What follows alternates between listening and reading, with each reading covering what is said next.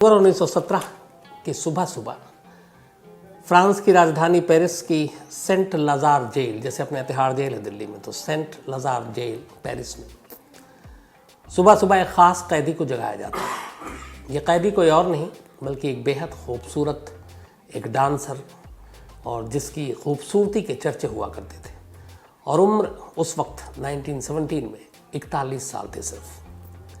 सुबह सुबह उठाया गया और कहा गया कि चलिए अब आपके चलने का वक्त आ गया है। 2 खत लिखने की इजाज़त थी उस सुबह, क्या आप 2 खत लिख सकते हैं, 2 पत्र लेटर। उन्हें कागज़ कलम दिया गया, वो ख़त लिखा, फिर कहा गया कि आपको इतना वक्त है तैयार होने के लिए। बाकायदा वो फिर तैयार हुई।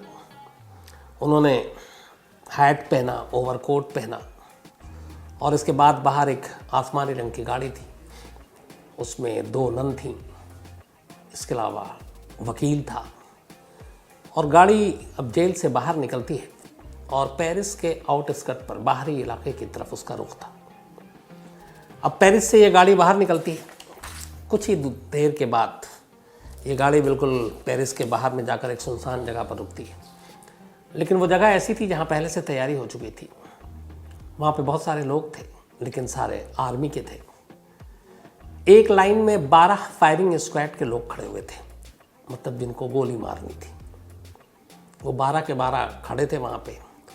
एक वहाँ पे रिलीजियस वो भी थे, पास्टर या फिर आप कहें फादर, तो वहाँ पे वो भी मौजूद, डॉक्टर भी मौजूद, वकील भी मौजूद। पास में एक खंबा बनाया गया था, उस खंबे से अब इस लेडी के हाथ बांधने थे दोनों, और आंखों पर पट्टी बांधनी थी। लेकिन ये पहले पूछा जाना था, क्या आप इसके लिए तैयार हैं? तो उस लेडी ने कहा कि नहीं, मेरे दोनों हाथ नहीं, सिर्फ एक हाथ बांध दीजिए। एक हाथ बांधा गया, फिर कहा गया आंखों पे पट्टी। उसने कहा नहीं, आंखों पे पट्टी नहीं, मैं जो कुछ भी हो रहा है अपनी नंगी आंखों से देखना चाहती हूँ। तो उसकी इस आखिरी ख्वाहिश को पूरी की गई। इसके बाद घड़ी देखी गई, जो मेन वहाँ पे अफसर था। इसके बाद उसने अचानक हवा में एक इशारा दिया, और ये जैसे ही इशारा हुआ उससे चंद सेकंड पहले उस लेडी ने सामने जो खड़े गार्ड थे उसको एक फ्लाइंग किस किया, और उसके बाद इशारा होते ही अचानक 12 के 12 फायरिंग स्क्वाड, जिनकी बंदूकों का मुंह उस लेडी की तरफ था, उसे एक इशारे पर ट्रिगर दब गया। सारी गोलियां उस लेडी को लगी। एक हाथ बंधा हुआ था, आधा शरीर उसका हवा में नीचे झुक गया। इसके बाद गोलीबारी की आवाज़ रुकती है। एक उनमें जो मेन उनका लीडर था फायरिंग स्क्वाड का, फिर वो आखिर में उसके करीब जाता है, उसे देखता है, और सर के बेहद करीब वो उसको आखिरी गोली मारता है। और इस गोली के मारने के बाद फिर डॉक्टर चेक करते हैं और डेड डिक्लेयर कर देते हैं। और इसके साथ ही शायद दुनिया की सबसे खूबसूरत, सबसे होनहार डांसर, जासूस, डबल एजेंट, जो भी आप कहें, उसकी और उसकी कहानी का खात्मा हो जाता है।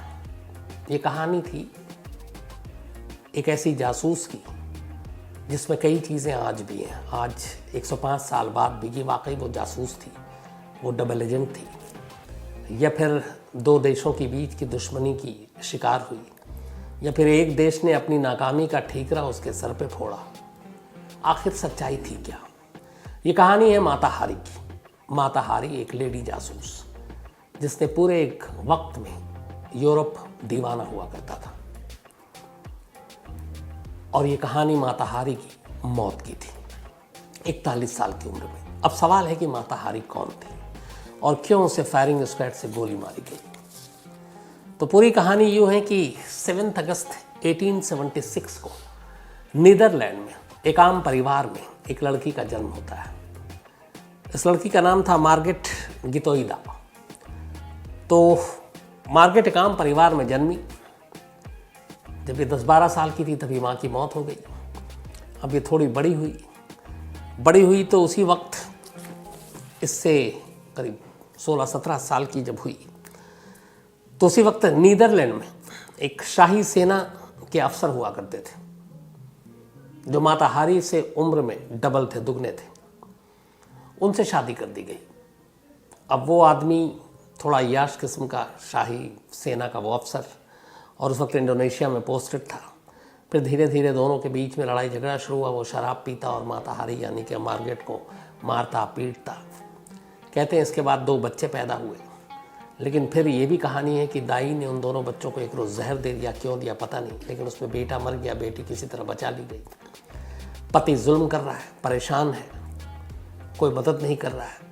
मार्गरेटा को लग रहा है कि उसकी ज़िंदगी क्या यही है, और उसका सपना था वर्ल्ड टूर का कि वो दुनिया घूमे। इधर पति के हाथों से प्रताड़ित हो रही है। आखिरकार फिर उसने फैसला किया कि वो अपने पति को छोड़ देगी और पति को छोड़कर वो निकल जाएगी। 1902-3 में उसके बाद वो अपने पति को छोड़ देती है।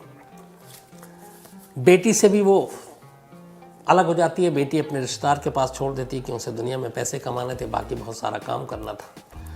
और अब वो वहाँ से निकलती है पेरिस। पेरिस जाने के बाद पहली बार मार्गरेटा को उसका मकाम मिलता है। वहाँ कुछ अखबारों में ऐड था, कुछ चीज़ें देखती हैं, बेहद खूबसूरत थी। और उसने कुछ इंडियन और बाकी तमाम तरह की डांस भी सीख रखे थे। तो उसके डांस में कहते थे कि गज़ब की खूबसूरती थी, गज़ब की फुर्ती थी। और उसके डांस को ही देख के एक बार कहते हैं कि एक प्रीस्ट ने ये नाम दिया था मार्गरेटा को, माता हारी। माता हारी का मतलब दिन में दिखने वाला सूरज, आँख, मतलब दिन में दिखने वाला बल्कि आँख एक तरह से, और वो सूरज था मेन, जो माता हारी का नाम दिया गया। तो मार्गरेटा अब माता हारी बन गई और इसी नाम से वो पॉपुलर हो गई। पेरिस के बड़े बड़े जगहों पे उसके डांस के शोज़ होने लगे, हाउसफुल रहने लगा, और यहीं से माता हारी की ज़िंदगी पलटती है। अब वो पॉपुलर हो रही है और उसके डांस की एक खासियत थी कि डांस बेपनाह अच्छा करती, खूबसूरत करती, दिखती भी खूबसूरत थी। और वहीं से उसने स्ट्रिपटीज़ भी शुरू की, डांस करते करते कपड़े उतारना। तो ये चीज़ें नहीं थी और लोगों ने इन चीज़ों को आकर्षित किया। अब उसके डांस के जो दीवाने थे वो बड़े बड़े लोग आने लगे, अमीर, बड़े बड़े सरकारी अफसर, बड़े बड़े आर्मी के अफसर अब यहाँ से आने लगे। तो अब माता हारी का उठना बैठना इन वीवीआईपी लोगों और ताकतवर लोगों के साथ होना शुरू हो गया। सब कुछ ठीक चल रहा था। अब माता हारी के अमीरों के साथ दोस्ती थी, जिंदगी पलट रही थी। लेकिन इसी दौरान में 1914 आ गया। अब 1914 में फर्स्ट वर्ल्ड वॉर शुरू हो गया, 1914 में। अब शुरू कहीं और से हुआ था, लेकिन धीरे धीरे पूरे वर्ल्ड के तमाम जो अलग अलग देश थे इस वर्ल्ड वार में कूद पड़े, और उन्हीं में 2 देश और थे, जर्मनी और फ्रांस। अब जर्मनी और फ्रांस के बीच में भी लड़ाई शुरू हो गई वर्ल्ड वार के नाम पर। 30 अगस्त 1914 को जर्मनी ने फ्रांस की राजधानी पेरिस पर बम से हमला कर दिया। अब पेरिस पर जब बम गिराया तो ये फ्रांस के लिए बड़ा चौंकाने वाला था। हालांकि इस बमबारी में बहुत ज़्यादा जान नहीं गई, लेकिन शॉक था बहुत ज़्यादा उनको, मतलब एक तरह का हैरत हो गए में पड़ गए थे कि ये जर्मनी कैसे पेरिस पे बमबारी कर सकता है। इसके बाद फिर कहानी ये है कि उस वक्त आमतौर पर रात के अंधेरे में बमबारी हुआ करती थी प्लेन से। तो कुछ चीज़ें थी, नक्शा हुआ करता था पायलट के पास कि इस नक्शा है यहाँ पे डालो, कुछ रोशनी हुआ करती थी। तो जब ये पेरिस पे बमबारी हुई तो उसके बारे में बाद में खुलासा हुआ था कि उस वक्त फ्रांस की सरकार ने ये तय किया था कि पेरिस जैसा ही एक दूसरा ठीक नकली डुप्लीकेट शहर उससे कुछ दूरी पर बनाया जाएगा, सिर्फ इसलिए ताकि जितने बम पेरिस के नाम पर गिरे वो उस नकली पेरिस पर गिरे, और सेम उसी तरीके का जिस तरीके का सब पेरिस बसा हुआ है, जो उसकी पूरी भूगोल है, जिस तरीके का नक्शा है, वैसे ही एक डुप्लीकेट शहर वहाँ से कुछ दूरी पर, ताकि असल में बमबारी वहाँ हो और पेरिस जो ओरिजिनल है वो सही सलामत रहे। तो खैर पेरिस के ऊपर बमबारी हुई, उसका जर्मनी और फ्रांस दोनों लड़ते रहे, दुश्मन हो गए। अब यहीं पे माता हारी की कहानी शुरू होती है। कहते हैं कि इस फर्स्ट वर्ल्ड वॉर के बाद अलग अलग तमाम देश गुट बना रखा था। अब उसमें माता हारी की खूबसूरती, उसकी खूबसूरती के दीवाने जो कि हर फील्ड में थे, आर्मी में भी थे, उसका फ्रांस ने इस्तेमाल करने का फ़ैसला किया। उसने कहा कि तुम्हारे फ्रेंच के अलावा जर्मन में भी उसके दोस्त थे, क्योंकि वो जर्मन में भी कई ऐसे डांस करती, वहाँ के कई ऐसे लोग थे उसके जानने वाले। तो अब जर्मन आर्मी से खबरें निकालनी है, उसके लिए फ्रांस ने माता हारी का इस्तेमाल करना शुरू किया। अब वो निकाल कर देने लगी। इधर जो जर्मन के लोग हैं उन्हें लगा कि ये फ्रेंच है, पेरिस में रहती है, इसके फ्रांस के लोगों के साथ अच्छे उठना बैठना है, दोस्ती है, जर्मनी ने उससे कहा कि तुम हमारे लिए कुछ इन्फॉर्मेशन दो। अब कहते हैं माता हारी ने जर्मनी को फ्रांस की जानकारी दे दी। इसी दौरान में ब्रिटेन को शक हो गया कि माता हारी जो है वो एक तरह से डबल एजेंट है, अलग अलग देशों की मुखबरी कर रही है। अब ये जब सारी चीज़ें हुई, इसी बीच में हुआ ये कि फ्रांस लगातार जर्मनी के आगे कमज़ोर हो रहा था। पेरिस पे बम धमाका हो ही चुका था और उसके बाद अब जंग में नाकाम हो रहा था, वर्ल्ड वार में बुरी तरीके से। तब हुआ कि क्या किया जाए। बहुत सारी अलग अलग उन्होंने कोशिशें की। वहाँ की आर्मी के जनरल, वहाँ की कमान जिनके हाथ में थी, उन लोगों के ऊपर ये सारी चीज़ें सवाल उठे। तब उन्हें एक बलि का बकरा चाहिए था। कहानी ये है। तब इसमें माता हारी का अब तक नाम आ चुका था कि ये ब्रिटेन ने भी डाउट डाल दिया कि वो जर्मनी के लिए करती है, जर्मनी को डाउट था कि वो फ्रांस के लिए करती है और पैसे के लिए करती है। हालांकि जितने इल्ज़ाम लगे कभी इसके ऊपर कोई सबूत नहीं मिला। लेकिन एक टेलीग्राम का एक मजमून था जो एक फ्रेंच अफसर ने, एक फ्रेंच सेना के शख्स ने जब उसको आम किया तो पहली बार माता हारी के बारे में ये कहा गया कि ये असल में एक जासूस है और फ्रांस में रहकर फ्रांस के खिलाफ गद्दारी कर रही है और जर्मन को ये सूचनाएं और जानकारी लीक कर रही है, बेच रही है पैसे लेकर। तो यहाँ से अब ये हुआ। लेकिन इसके बारे में कि क्या सूचनाएं दी, कौन सी ऐसी आर्मी की जानकारी दी है, किसी को पता नहीं। तो हवाई बातें थी, लेकिन किसी को बलि का बकरा बनाना था, किसी को मोहरा बनाना था। और इसी के बाद अब माता हारी की तलाश शुरू कर दी गई। माता हारी को कुछ लोगों ने बताया कि तुम्हारे खिलाफ साजिश हो रही है, तो तुम देख लो। अब माता हारी इधर से उधर छुपने की कोशिश कर रही है। लेकिन आखिरकार फरवरी 1917 में एक पेरिस के ही लग्जरी होटल में माता हारी ठहरी हुई थी। किसी ने मुखबरी कर दी। वहाँ पे फ्रांस की आर्मी पहुँचती है, फ्रेंच, और उसके बाद जाकर माता हारी को 1917 फरवरी के मंथ में गिरफ्तार कर लेती है। अब फरवरी में ये गिरफ्तारी हुई थी। गिरफ्तारी के बाद माता हारी के ऊपर मुकदमा चलता है। करीब 5 महीने तक मुकदमा चलता है और इस 5 महीने में माता हारी पर अब जो इल्ज़ाम लगा वो बेहद सनसनीखेज था। वो ये था कि माता हारी की मुखबरी या माता हारी की जासूसी की वजह से करीब 50,000 फ्रेंच के जो आर्मी के लोग हैं, जो सिपाही हैं, जो फौज है, उनकी जान गई। तो एक तरह से 50,000 लोगों की मौत का गुनहगार माता हारी को ठहराया गया। लेकिन इन 50,000 लोगों की मौत की जिम्मेदार वो कैसे है, इसके बारे में डिटेल कोई एविडेंस, कोई प्रूफ नहीं दिया गया। सिर्फ और सिर्फ यही था कि माता हारी ने जर्मन के साथ मिलकर फ्रेंच के इन्फॉर्मेशन को यहाँ से लीक किया, जिसकी वजह से जर्मन के ऊपर अटैक हुए, बमबारी हुई और जर्मन को इस सेकेंड वर्ल्ड वॉर के जंग में बहुत नुकसान हुआ। और फिर ये भी कहा गया कि पता नहीं और भी ऐसे कितने देश हो सकते हैं जिसके लिए माता हारी ने काम किया हो। तो इल्ज़ाम तमाम थे, आज भी उसको लेकर बहस होती है, लेकिन पुख्ता सबूत कोई भी नहीं था। तो करीब 5 महीने तक ये मुकदमा चला और ये मुकदमा उस वक्त सुर्खियों में था, इसलिए कि माता हारी की जो तस्वीरें थी, माता हारी की जो खूबसूरती के चर्चे थे, उनके जो डांस की बातें हुआ करती थी, उसको लेकर पूरे यूरोप में माता हारी का एक नाम था। और ऐसी ये खूबसूरत माता हारी को एक जासूस के तौर पर अब सामने रखा गया। 5 महीने तक मुकदमा चला और ये भी कहते हैं कि ये मुकदमा वन साइडेड था, एक तरफा था। इसमें माता हारी को पूरी तरह से अपना डिफेंड करने का मौका नहीं दिया गया। जो वहाँ के बड़े सीनियर अफसरों ने फ्रेंच कहा वही सब कुछ हुआ। और इस 5 महीने के मुकदमे के बाद आखिरकार 15 अक्टूबर 1917 को, जो मैंने आपको शुरुआत में बताया था, कि जेल से निकाला गया। और जेल से निकालने के बाद माता हारी को जो सजाए मौत दी गई थी तब यही था कि फायरिंग स्क्वाड के थ्रू गोली मारी जाती थी। तो 5 महीने के मुकदमे के बाद फरवरी में गिरफ्तारी हुई थी। 1917 में ही अक्टूबर में माता हारी को 12 फायरिंग स्क्वाड के लोगों ने गोली मार दी। इसके बाद बात आई गई होगी, बरसों बीत गए।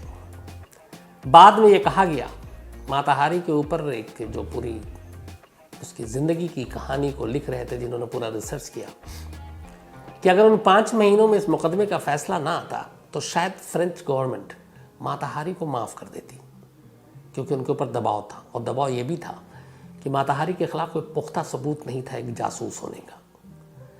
लेकिन हुआ ये कि उस वक्त जो सरकार में थे और उस वक्त ख़ासतौर पर जो सेना के लोग थे बड़े ओहदे पर, उन्हें चाहिए था एक मोहरा, एक बलि का बकरा, क्योंकि जंग में वो हार रहे थे। जर्मनी पेरिस तक पर बमबारी कर चुकी थी, नाकामी का ठीकरा उनके सर पर गिर रहा था।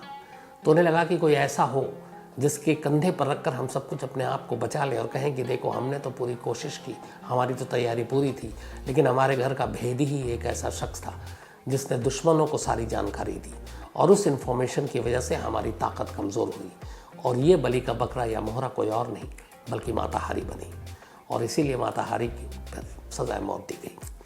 अब जीते जी माता हारी के लाखों दीवाने थे, लेकिन यहाँ अफसोस की बात ये देखिए कि जब गोली मारी गई माता हारी को, उसके बाद माता हारी की अब लाश वहाँ पड़ी रही। उसके बाद लाश को वहाँ से उठाकर पेरिस मेडिकल कॉलेज ले जाया गया। अब वहाँ इंतज़ार किया गया कि माता हारी की लाश को कोई क्लेम करेगा, उसका अपना रिश्तेदार, हो सकता है उसका पहला पति या कोई और, लेकिन कोई नहीं आया माता हारी की लाश को क्लेम करने के लिए। जब कोई नहीं आया तो आखिर में यह तय हुआ कि माता हारी की लाश को मेडिकल के स्टूडेंट्स की स्टडी के लिए दे दिया जाए और माता हारी की लाश पेरिस मेडिकल कॉलेज के मेडिकल के स्टूडेंट्स की स्टडी या पढ़ाई के लिए वो तोहफे में दे दिया गया कि चलो आप इस लाश से कुछ सीखो इंसानी ज़िंदगी के बारे में। तो ये थी माता हारी की कहानी, दुनिया के कहते हैं सबसे खूबसूरत जासूस में से एक। हालांकि फिर वही दूसरी बात भी कि वो वाकई जासूस थी कि नहीं, ये आज भी एक बहस का मुद्दा हो सकता है। तो खैर आज कहानी में इतना ही। अब कहानी ख़त्म करूं उससे पहले आज श्रुति सिंह, इनका जन्मदिन है, तो हैप्पी बर्थडे श्रुति। ये बिहार से हैं लेकिन इस वक्त बेंगलोर में स्टडी कर रही हैं, तो ऑल द बेस्ट। साथ ही कंचन भुपारिया, इनका भी आज जन्मदिन है, तो हैप्पी बर्थडे कंचन जी। और कमल उनकी मम्मी हैं ये। साथ ही राहुल कोहली का भी आज बर्थडे है, तो हैप्पी बर्थडे राहुल। इसके अलावा संतोष गुप्ता, हैप्पी बर्थडे संतोष। निकुंज जैन, इनका भी आज जन्मदिन है, हैप्पी बर्थडे निकुंज जी। और ये आदिति जैन ने भेजा है। जोहान का भी आज जन्मदिन है, तो हैप्पी बर्थडे जोहान। और ये रूबी खान और नौशाद खान के बेटे हैं। साथ ही कंचन राजपूत, इनका भी आज बर्थडे है, तो हैप्पी बर्थडे कंचन। और कुंदन सिंह ने भेजा है। साधना जी, इनका भी आज जन्मदिन है, तो हैप्पी बर्थडे साधना जी। और अपर्णा की मम्मी हैं ये, यूएस से हैं, थैंक यू सो मच आपके मेल के लिए भी। यादवी सिंह, आज यादवी का भी बर्थडे है, तो हैप्पी बर्थडे यादवी। और अन्नू और मनीष उनकी बेटियां हैं ये। तुषा, आज तुषा का भी जन्मदिन है, तो हैप्पी बर्थडे तुषा। और पाडवी मेहुल, इनकी बेटी हैं ये। साथ ही विजय साहू का भी आज जन्मदिन है, तो हैप्पी बर्थडे विजय। शशि भूषण, इसके अलावा रवि, मोहित, राकेश और सारिका ने भेजा है। इसके अलावा मारी यादव, इनका भी आज बर्थडे है, तो हैप्पी बर्थडे मारी। और राहुल यादव ने भेजा है। दीपक संजय गवारे एनी फ्रैंक की कहानी सुनना चाहते हैं, जो अपनी डायरी जो लिखी थी। और दीपक भाई मैं ऑलरेडी कहानी सुना चुका हूँ, क्राइम तक की लिस्ट में आपको मिल जाएगी। राजेश रंजन, और ये आजकल तेलुगु सीख रहे हैं, इन्होंने कुछ अच्छी भेजी है, चलिए अच्छा है। तेलुगु फिल्में भी देख लेता हूँ, हिंदी में डब करके तो आसानी होगी। और बिलेटेड हैप्पी बर्थडे राजेश, 2 अक्टूबर को था गांधी जयंती के दिन, मैं भूल गया। साथ ही पंकज कुमार गिरी, दारा सिंह की कहानी सुनना चाहते हैं, ओडिशा सैंड केस की, वो मैं शायद सुना चुका होगा, नहीं सुनाई तो सुनाऊंगा। इसके अलावा नयन कुमार, साथ ही जाकिर शाह, और ये बालापुर से हैं, महाराष्ट्र से। वाहिद नबी, ये अफगानिस्तान से हैं लेकिन इस वक्त जर्मनी में रहते हैं, और एक कहानी की फरमाइश की, जल्दी सुनाता हूँ वाहिद साहब। साथ ही धवल मकाडिया, कनाडा से एक कहानी की फरमाइश की है। हिना असगर, ये कराची से हैं, इन्होंने भी एक कहानी की फरमाइश की है, तो जल्दी सुनाता हूँ। मनीष मेर, इसके अलावा संदीप, रिजू एंड आशी, और ये तमाम लोगों ने उस दिन जो लव स्टोरी की कहानी सुनाई थी, कैसे वो इंडिया से सीधे यूरोप तक साइकिल से पहुंच गया, उसके ऊपर अपनी राय दी, thank you so much. Prafull Lal हैं, इसके अलावा आकाश थापा हैं, एक कहानी की फरमाइश की है। साथ ही बिकी प्रताप, ये उड़ीसा से हैं लेकिन इस वक्त बेंगलोर में है, एक कहानी की फरमाइश की है। अक्षय महंतो, ये इन्होंने भी एक कहानी की फरमाइश की। और रमेश देश पांडे, एक कहानी की फरमाइश की, और थैंक यू सो मच आपके इस मेल के लिए। तो आज कहानी में इतना ही। अब आपसे मुलाकात होगी कल रात 9 बजे किसी नई कहानी के साथ, तब तक अपना ख्याल रखिएगा, थैंक यू।